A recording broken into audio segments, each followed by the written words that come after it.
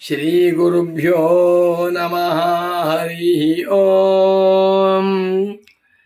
ಶಂಕರಂ ಶಂಕರಾಚಾರ್ಯಂ ಕೇಶವಂ ಬಾದರಾಯಣಂ ಸೂತ್ರಭಾಷ್ಯಕೃತೌ ವಂದೇ ಭಗವಂತೌ ಪುನಃ ಪುನಃ. ಶ್ರುತಿಸ್ಮೃತಿಪುರಾಣಾನಾಂ ಆಲಯಂ ಕರುಣಾಲಯಂ ನಮಾಮಿ ಭಗವತ್ಪಾದಶಂಕರಂ ಲೋಕಶಂಕರಂ. ವಂದೇ ತಂ ಸಚ್ಚಿದಾನಂದಂ ಯತಿವರ್ಯಂ ಮಹಾಮತಿಂ ವೇದಾಂತಸಾರಜ್ಞಂ ಸದ್ಗುರುಂ ಪ್ರಣತೋಸ್ಮ್ಯಹಂ. ಶ್ರೀಗುರುಂ ಪ್ರಣತೋಸ್ಮ್ಯಹಂ. ಸದಾಹಂ ಸಂಪ್ರದಾಯಜ್ಞಂ ಸಂಯಮೀಂದ್ರಂ ಸದಾಶ್ರಯಂ ಸದ್ಗುರುಂ ಸಚ್ಚಿದಾನಂದಂ ಸದಾಚಾರಂ ಸಮಾಶ್ರಯೇ. ಶ್ರೀಮಚ್ಛಂಕರ ಭಗವತ್ ಪೂಜ್ಯ ಪಾದಮಹಾಸದ್ಗುರುಭ್ಯೋ ನಮಃ. ಶ್ರೀ ಶ್ರೀ ಸಚ್ಚಿದಾನಂದೇಂದ್ರ ಸರಸ್ವತಿ ಸದ್ಗುರು ಪಾದುಕಾಭ್ಯಾಂ ನಮಃ. ನಮೋ ನಮಃ ಶಂಕರ ಪಾದುಕಾಭ್ಯಾಂ. ಶಂಕರ ಭಾನು ಚಾನಲ್ ವೀಕ್ಷಕರಾದ ತಮ್ಮೆಲ್ಲರಿಗೂ ಇಂದಿನ ಕಾರ್ಯಕ್ರಮಕ್ಕೆ ಹೃತ್ಪೂರ್ವಕವಾದ ಪ್ರೇಮಪೂರ್ವಕವಾದ ಸುಸ್ವಾಗತಗಳನ್ನು ಕೋರುತ್ತಾ ಕಾರ್ಯಕ್ರಮವನ್ನು ಪ್ರಾರಂಭ ಮಾಡೋಣ. ನಮ್ಮ ಭಾರತ ದೇಶದಲ್ಲಿ ಅನಾದಿ ಕಾಲದಿಂದಲೂ ಸಹಸ್ರಾರು ಜನ ಯತಿಪುಂಗವರು, ಕವಿಪುಂಗವರು, ಜ್ಞಾನಿ ಪುಂಗವರು, ಗೃಹಸ್ಥ ಪುಂಗವರು, ತಪಸ್ವಿಗಳು ಎಲ್ಲರೂ ಇದ್ದಾರೆ. ಈಗ ನಾನು ಕಾಳಿದಾಸನ ಮಹಿಮೆಯನ್ನು ಕುರಿತು ಒಂದು ಪ್ರಸಿದ್ಧವಾದಂಥ ಶ್ಲೋಕವನ್ನು ಆರಿಸಿಕೊಂಡು ಕಾಳಿದಾಸನ ಕವಿತ್ವ ಚಾತುರ್ಯ, ಕಾಳಿದಾಸನ ಮಹಿಮೆ, ಪಾಂಡಿತ್ಯವನ್ನು ತಿಳಿಸ್ತೇನೆ. ಒಂದು ಪ್ರಸಿದ್ಧವಾದ ಶ್ಲೋಕ. ಭೋಜರಾಜನ ಆಸ್ಥಾನದಲ್ಲಿ ಧನ್ವಂತರಿ ಮುಂತಾಗಿರುವಂಥ ನವ ಕವಿಮಣಿಗಳಿದ್ದರು, ಕವಿರತ್ನಗಳಿದ್ದರು. ಅವರಲ್ಲಿ ಕಾಳಿದಾಸನು ಒಬ್ಬ. ಕಾಳಿದಾಸನು ಹೆಸರೇ ಹೇಳುವಂತೆ ಕಾಳಿಕಾದೇವಿಯ ದಾಸ. ಕಾಳಿಕಾದೇವಿಯ ಅನುಗ್ರಹದಿಂದ ದೊಡ್ಡ ಪಂಡಿತನಾದ, ಮಹಾಜ್ಞಾನಿಯಾದ, ಕವಿರತ್ನನೂ ಆದ. ಈ ಕಾಳಿದಾಸನನ್ನು ಕಂಡರೆ ಭೋಜರಾಜನಿಗೆ ಸ್ವಲ್ಪ ಜಾಸ್ತಿ ಪ್ರೀತಿ. ಅವನ ಪಾಂಡಿತ್ಯ, ಅವನ ರಸ ಸ್ವಭಾವ, ಶೃಂಗಾರ ರಸ ಇದೆಲ್ಲ ನೋಡಿ ಭೋಜರಾಜನಿಗೆ ಜಾಸ್ತಿ ಪ್ರೀತಿ ಇತ್ತು. ಇದನ್ನು ನೋಡಿಕೊಂಡು ಉಳಿದ ಕವಿಗಳಿಗೆ ಸ್ವಲ್ಪ ಬೇಜಾರಾಗ್ತಾ ಇತ್ತು. ನಾವೇನು ಕಮ್ಮಿನ, ನಾವುಗಳು ಕಾಳಿದಾಸನಂತೆ ಮಹಾಕವಿಗಳು ಅಲ್ಲ, ಕಾಳಿದಾಸನಿಗಿಂತಲೂ ಶ್ರೇಷ್ಠರಾದ ಕವಿಗಳು ನಮ್ಮನ್ನು ರಾಜ ಅಷ್ಟೊಂದು ಪ್ರೀತಿ ಮಾಡ್ತಾ ಇಲ್ವಲ್ಲ ಅಂತ ಸ್ವಲ್ಪ ಸಂಕಟವಿತ್ತು. ಕಾಳಿದಾಸನ ಮೇಲೆ ಮಾತ್ಸರ್ಯ, ತಮ್ಮನ್ನು ಪ್ರೀತಿ ಮಾಡ್ತಾ ಇಲ್ವಲ್ಲ ಅಂತ ಸಂಕಟವಿತ್ತು. ಇದನ್ನು ನೋಡ್ತಾ ಇದ್ದ ಭೋಜರಾಜ ಒಂದು ದಿವಸ ದೊಡ್ಡ ಸಭೆ ಸೇರಿದೆ, ವಿದ್ವತ್ ಸಭೆ, ಕವಿಗಳ ಸಭೆ. ಆ ಸಭೆಯಲ್ಲಿ ಕಾಳಿದಾಸ ಬಂದಿಲ್ಲ, ಅವನು ಸ್ನಾನ ಮಾಡ್ತಾ ಇದ್ದಾನಂತೆ. ಆ ಸಮಯದಲ್ಲಿ ಭೋಜರಾಜ ಎಲ್ಲ ಕವಿಗಳಿಗೂ ಕೂಡ ಒಂದು ಸಮಸ್ಯೆಯನ್ನು ಕೊಟ್ಟನಂತೆ. ಪ್ರಸಿದ್ಧವಾದ ಒಂದು ಶ್ಲೋಕ. ಎಲ್ಲಿ ಕವಿಗಳೇ, ನಾನು ನಿಮ್ಮೆಲ್ಲರಿಗೂ ಕೂಡ ಒಂದು ಪಾದವನ್ನು ಕೊಡ್ತೇನೆ. ಆ ಒಂದು ಪಾದದಿಂದ ನೀವುಗಳು ನಾನು ಕೊಡುವಂಥ 4 ವಸ್ತುಗಳನ್ನು ವರ್ಣನೆ ಮಾಡಬೇಕು ಅಂತ ಹೇಳಿದ. ಆಗಲೇ ಪ್ರಭು ಕೊಡು ಅಂತಂದರು. ಭೋಜರಾಜ ಹೇಳ್ತಾನೆ, ಭಾರತಂ ಚೇಕ್ಷುದಂಡಂಚ ಸಿಂಧುಮಿಂದುಂಚ ವರ್ಣಯ ಪಾದಮೇಕಂ ಪ್ರದಾಸ್ಯಾಮಿ. 3 ಪಾದಗಳನ್ನು ಹೇಳಿಬಿಟ್ಟು ಒಂದು ಪಾದದಿಂದ ಉತ್ತರವನ್ನು ಕೊಡಿ ಅಂತ ಕೇಳಿದ. ಯಾವ್ಯಾವುದು? ಭಾರತಂ ಇಕ್ಷುದಂಡಂ ಸಿಂಧುಂ ಇಂದುಂಚ ವರ್ಣಯ. ಎಲೆ ಕವಿಗಳೇ, ಭಾರತವನ್ನು, ಕಬ್ಬಿನ ಜಲ್ಲೆಯನ್ನು, ಸಮುದ್ರವನ್ನು, ಚಂದ್ರನನ್ನು ವರ್ಣನೆ ಮಾಡಿ. ಅದು 2 ಪಾದ ಆಗೋಯ್ತು.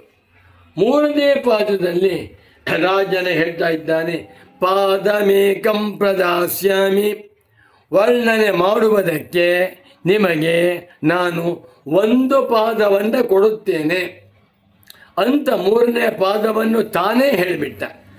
4ನೇ 1 ಪಾದದಿಂದ 8 ಅಕ್ಷರಗಳಿಂದ ನೀವುಗಳು 4 ವಸ್ತುಗಳನ್ನು ವರ್ಣನೆ ಮಾಡಿ. ಭಾರತಂಚ ಇಕ್ಷುದಂಡಂಚ ಸಿಂಧುಂಚ. ಈ ಚಕಾರವಿದೆ. ಭಾರತವನ್ನು, ಇಕ್ಷುದಂಡವನ್ನು, ಸಮುದ್ರವನ್ನು, ಚಂದ್ರನನ್ನು 4 ವಸ್ತುಗಳನ್ನು ವರ್ಣನೆ ಮಾಡಿರಿ. ಪಾದಮೇಕಂ ಪ್ರದಾಸ್ಯಾಮಿ. ನಿಮಗೆ ನಾನು 1 ಪಾದವನ್ನು ಮಾತ್ರ ಕೊಟ್ಟಿದ್ದೇನೆ. 4ನೇ ಪಾದ 8 ಅಕ್ಷರ ಕೊಟ್ಟಿದ್ದೇನೆ ಇಂದ. ಈ ಶ್ಲೋಕವನ್ನು ಎಲ್ಲ ಕವಿಗಳು ಕೇಳಿಸ್ಕೊಂಡ್ರು, ಎಲ್ಲ ವಿದ್ವಾಂಸರು ಕೇಳಿಸ್ಕೊಂಡ್ರು. ಒಬ್ಬ ಕವಿ ಹೇಳ್ದ, ರಾಜನೇ, ನಾನು ವರ್ಣನೆ ಮಾಡ್ತೇನೆ, ನನಗೆ 4 ಶ್ಲೋಕಗಳನ್ನು ಕೊಡುವಂತ. ಒಂದೊಂದಕ್ಕೂ ಒಂದೊಂದು ಶ್ಲೋಕದಂತೆ, ಅಂದರೆ 4 ಪಾದ 2 ಅರ್ಧ 32 ಅಕ್ಷರ. ಒಂದೊಂದಿಗೆ 32 ಅಕ್ಷರ. 32 32 32 32 ಕೊಡು, ವರ್ಣನೆ ಮಾಡ್ತೇನೆ ಇಂದ. ರಾಜ ಹೇಳ್ದ, ಪಾದಮೇಕಂ ಪ್ರದಾಸ್ಯಾಮಿ. ಅವನು ಜಾರ್ಕೊಂಡ. ಇನ್ನೊಬ್ಬ ಹೇಳ್ದ, ನಾನು 2 ಶ್ಲೋಕಗಳನ್ನು ವರ್ಣನೆ ಮಾಡ್ತೇನೆ. ಒಂದೊಂದು ಅರ್ಧದಲ್ಲಿ ಒಂದೊಂದನ್ನು ವರ್ಣನೆ ಮಾಡ್ತೇನೆ. 1 ಶ್ಲೋಕಕ್ಕೆ ಪೂರ್ವಾರ್ಧ ಉತ್ತರಾರ್ಧ. 2 ಶ್ಲೋಕಗಳನ್ನು ಕೊಡಪ್ಪ. 2 ಶ್ಲೋಕಗಳಲ್ಲಿ ನಾನು ಭಾರತವನ್ನು, ಕಬ್ಬಿನ ಜಲ್ಲೆಯನ್ನು, ಸಮುದ್ರವನ್ನು ಮತ್ತು ಚಂದ್ರನನ್ನು ವರ್ಣನೆ ಮಾಡ್ತೇನೆ ಇಂದ. ರಾಜ ಹೇಳ್ದ, ಪಾದಮೇಕಂ ಪ್ರದಾಸ್ಯಾಮಿ.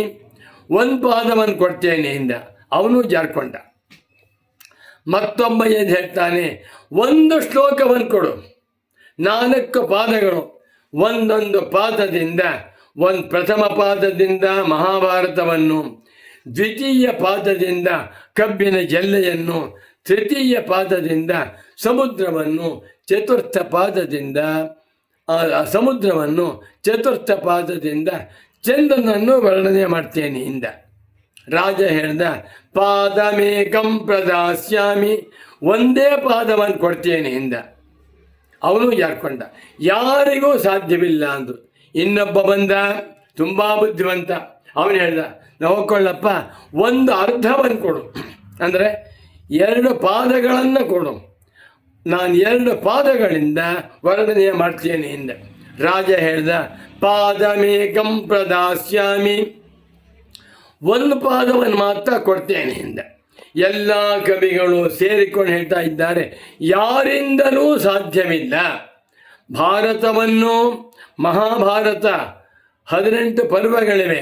ಅನಂತರ ಇಕ್ಷುದಂಡ, ಕಬ್ಬಿನ ಜಲ್ಲೆ, ಸಮುದ್ರ, ಚಂದ್ರ 4 ಕೂಡ 8 ಅಕ್ಷರಗಳ 1 ಪಾದದಿಂದ ವರ್ಣಿಸುವುದಕ್ಕೆ ಯಾರಿಂದಲೂ ಸಾಧ್ಯವಿಲ್ಲ ಅಂತ ಎಲ್ಲ ಕವಿಗಳು ತೀರ್ಮಾನ ಮಾಡಿಬಿಟ್ರು. ರಾಜ ಹೇಳ್ದ, ಕಾಳಿದಾಸನ್ ಕರೀರಿ ಎಂದರು. ಕಾಳಿದಾಸ ಆ ಸಮಯದಲ್ಲಿ ಎಣ್ಣೆಂಜಿನ ಹಾಕ್ಕೋತಾ ಇದ್ದಾನೆ. ಅವನ ಪ್ರಿಯರಾಗಿರುವಂಥ ಸ್ನೇಹಿತೆಯರು, ಹೆಣ್ಮಕ್ಳು ಸೇರಿಕೊಂಡು ಮೈಗೆಲ್ಲ ಎಣ್ಣೆ ಉಜ್ಜಿ ಅಭ್ಯಂಜನ ಸ್ನಾನ ಮಾಡಿಸ್ತಾ ಇದ್ದಾರೆ. ಕಾಳಿದಾಸಗೆ ಏನು ಸಮಾಚಾರ ಅಂದ. ಒಂದು ದೊಡ್ಡ ಶ್ಲೋಕವಂತೆ, ದೊಡ್ಡ ಸಮಸ್ಯೆ ಇದೆಯಂತೆ, ಅದು ಯಾವ ಕವಿಗಳಿಗೂ ಪೂರ್ಣ ಮಾಡೋಕ್ಕಾಗ್ತಾ ಇಲ್ವಂತೆ. ರಾಜರು ಕರೀತಾ ಇದ್ದಾರೆ, ಬರಬೇಕು ಅಂತ ಹೇಳಿದ್ರು. ಕಾಳಿದಾಸ ಹೇಳ್ದ, ನಾನು ಸ್ನಾನ ಮಾಡ್ತೇನೆ, ಉತ್ತರ ಕೊಡ್ತೇನೆ, ಶ್ಲೋಕ ತಗೊಂಬನ್ನಿಂದ. ಒಬ್ಬ ಮಂತ್ರಿ ಬಂದುಬಿಟ್ಟು ಶ್ಲೋಕ ಹೇಳ್ದ. ನೋಡಿ, ಕಾಳಿದಾಸ ಅಭ್ಯಂಜನ ಸ್ನಾನ ಮಾಡ್ತಾ ಇದ್ದಾನೆ, ಮೈಗೆಲ್ಲ ಎಣ್ಣೆ ಹಚ್ಕೊಂಡಿದ್ದಾನೆ. ಸ್ತ್ರೀಯರು ಅವನು ಸ್ನಾನ ಮಾಡಿಸ್ತಾರೆ ಸಂದರ್ಭ. ಆ ಒಂದು ಶೃಂಗಾರ ರಸದಲ್ಲಿ ಮುಳುಗಿರುವಂತಹ ಕಾಳಿದಾಸ ಏನು ಸಮಸ್ಯೆ ಅಂತ ಕೇಳ್ದ. ಆ ಮಂತ್ರಿ ಬಂದು ಹೇಳ್ದ, ಏನಂತ, ಭಾರತಂ ಚೇಕ್ಷುದಂಡಂಚ ಸಿಂಧು ಮಿಂದುಂಚ ವರ್ಣಯ ಪಾದಮೇಕಂ ಪ್ರದಾಸ್ಯಾಮಿ ಅಂತ ಹೇಳ್ದ. ಕಾಳಿದಾಸ ಹೇಳ್ದ ಪ್ರತಿ ಪರ್ವರ ಸೋದಯ. ನೋಡಿ, ಈ ಮಂತ್ರಿ ಪಾದಮೇಕಂ ಪ್ರದಾಸ್ಯಾಮಿ ಎಂದು ರಾಜ ಹೇಳಿದ್ದಾನೆ ಅಂತ ಹೇಳುವುದೇ ತಡ. ಪಾದಮೇಕಂ ಪ್ರದಾಸ್ಯಾಮಿ ಹೇಳಿದ ಕೂಡಲೇ ಕಾಳಿದಾಸ ಹೇಳಿಬಿಟ್ಟ ಪ್ರತಿ ಪರ್ವ ರಸೋದಯ. ಉತ್ತರ 4ಕ್ಕೂ ಒಂದೇ ಉತ್ತರ. 8 ಅಕ್ಷರಗಳ ಒಂದು ಪಾದದಿಂದ ಮಹಾಭಾರತವನ್ನು, ಕಬ್ಬಿನ ಜಲ್ಲೆಯನ್ನು, ಸಮುದ್ರವನ್ನು, ಚಂದ್ರನನ್ನು ಅರ್ಥ ಮಾಡ್ಕೊಂಡು ವರ್ಣಿಸ್ಬಿಟ್ಟ. ಹೇಗೆ 18 ಪರ್ವಗಳಿವೆ ಮಹಾಭಾರತದಲ್ಲಿ. ಆದಿಪರ್ವ, ಸಭಾಪರ್ವ ಇತ್ಯಾದಿ. ಒಂದೊಂದು ಪರ್ವವೂ ಕೂಡ ಮುಂದೆ ಓದ್ತಾ ರಸೋದಯ, ಸಂತೋಷವನ್ನುಂಟು ಮಾಡುವಂತಹದ್ದು ಮಹಾಭಾರತ. ಕಬ್ಬಿನ ಜಲ್ಲೆ ಸುಮಾರು 10 ಅಡಿ ಉದ್ದಕ್ಕಿದೆ.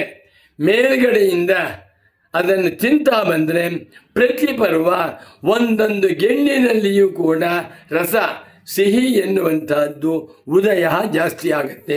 10ನೇ ಗೆಣ್ಣು, 9ನೇ ಗೆಣ್ಣು, 8ನೇ ಗೆಣ್ಣು ತಿಂತಾ ಬಂದಂತೆ ಬುಡಕ್ಕೆ ಬಂದ್ಬಿಟ್ರೆ 1ನೇ ಗೆಣ್ಣಿಗೆ ಬಂದರೆ ರಸ, ಸ್ವೀಟ್ನೆಸ್ ಜಾಸ್ತಿ ಆಗುತ್ತೆ ಎಂದ.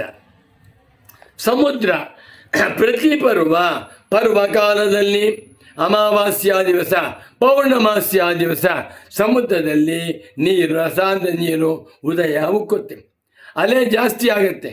ಪೌರ್ಣಮಾಸ್ಯ ದಿವಸ ಯಾರೂ ಸಮುದ್ರ ಸ್ನಾನಕ್ಕೆ ಒಳಗೆ ಹೋಗಬಾರ್ದು, ದಡದಲ್ಲೇ ಇರಬೇಕು. ತುಂಬ ಜೋರಾಗಿ ಅಲೆ ಬಂದುಬಿಟ್ಟು ಕೊಚ್ಕೊಂಡು ಹೋಗ್ಬಿಡುತ್ತೆ. ಸಮುದ್ರದ ವೈಭವ ಅಂತಂದರೆ ಪೌರ್ಣಮಾಸ್ಯ, ಅಮಾವಾಸ್ಯಗಳಲ್ಲಿ ನೀರಿನಿಂದ ಉಕ್ಕಿ ಸಮುದ್ರ ಅಲೆಯಾಗುತ್ತೆ ಎಂದ. ಚಂದ್ರನೂ ಕೂಡ ಪ್ರತಿ ಪರ್ವ, ಪ್ರತಿ ಶುಕ್ಲ ಪಕ್ಷದ ಪೌರ್ಣಮಾಸ್ಯ ದಿವಸ ರಸೋದಯ 16 ಕಲೆಗಳಿಂದ ಮೆರೆಯುತ್ತಾನೆ. ಶುಕ್ಲ ಪಕ್ಷದ ಪಾಡ್ಯದಿಂದ ಪ್ರಾರಂಭವಾಗಿ ಪೌರ್ಣಮಾಸ್ಯ ಅವರು ಹೋದಾಗ ಪೌರ್ಣಮಾಸ್ಯ ದಿವಸ 16 ರಸಗಳಿಂದ ಮೆರೆಯುತ್ತಾನೆ ಅಂತ ಅರ್ಥ. ಕಾಳಿದಾಸ ಒಂದೇ ಒಂದು ಪಾದದಿಂದ ಪ್ರತಿ ಪರ್ವ ರಸೋದಯ ಉತ್ತರವನ್ನು ಕೊಟ್ಟ. ಎಲ್ಲ ಕವಿಗಳಿಗೂ ಸಂತೋಷವಾಗಿಬಿಟ್ಟು ಎಲ್ಲ ಕವಿಗಳು ಕಾಳಿದಾಸನ ಪಾಂಡಿತ್ಯಕ್ಕೆ, ಕಾಳಿದಾಸನ ಚಾತುರ್ಯಕ್ಕೆ, ಕಾಳಿದಾಸನ ಕವಿತೆಗೆ ನಮಸ್ಕಾರವನ್ನು ಮಾಡಿ, ರಾಜನೇ ಆಯ್ತಪ್ಪ ಕಾಳಿದಾಸನ ಸನ್ಮಾನವನ್ನು ಮಾಡು, ಜಾಸ್ತಿ ಪ್ರೀತಿ ಮಾಡು, ಅವನಿಗೆ ಯೋಗ್ಯತೆ ಇದೆ ಅಂಥೇಳಿ ಸಂತೋಷಪಟ್ಟರು ಅಂತ ಒಂದು ಕಥೆ. ಈ ಶ್ಲೋಕವನ್ನು ನನ್ನ ಪರಮ ಪೂಜ್ಯ ಸದ್ಗುರುವರೇಣ್ಯರಾದ ಶ್ರೀ ಶ್ರೀ ಶ್ರೀ ಸಚ್ಚಿದಾನಂದೇಂದ್ರ ಸರಸ್ವತಿ ಸ್ವಾಮಿಗಳವರು ಪಾಠ ಮಾಡಿ ಅರ್ಥವನ್ನು ಹೇಳಿದ್ದಾರೆ ಅಂತ ತಿಳಿಸುತ್ತಾ ಈ ಕಾರ್ಯಕ್ರಮವನ್ನು ಇಲ್ಲಿಗೆ ಸಂಪನ್ನಗೊಳಿಸುತ್ತಿದ್ದೇನೆ. ನಮೋ ನಮಃ ಶಂಕರ ಪಾದುಕಾಭ್ಯಾಂ. ಓಂ ಶಾಂತಿ ಶಾಂತಿ ಶಾಂತಿ.